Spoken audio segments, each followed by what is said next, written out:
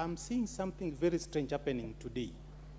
You must be respected.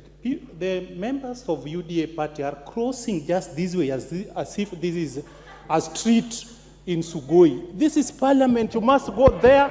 You respect the speaker and you come here. That is very wrong. Mr. Speaker, they just walk.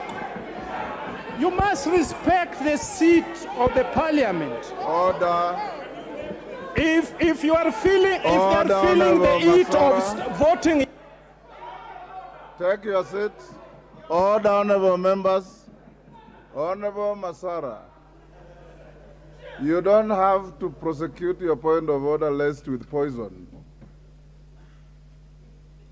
You can raise a point of order, is indeed out of order for any member to cross the aisle, but you don't have to be derogatory in any way.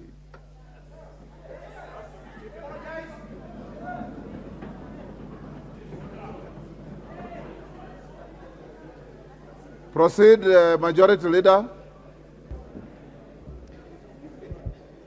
Thank you, Honorable Speaker. Although, Honorable Speaker, SUGOI is a very important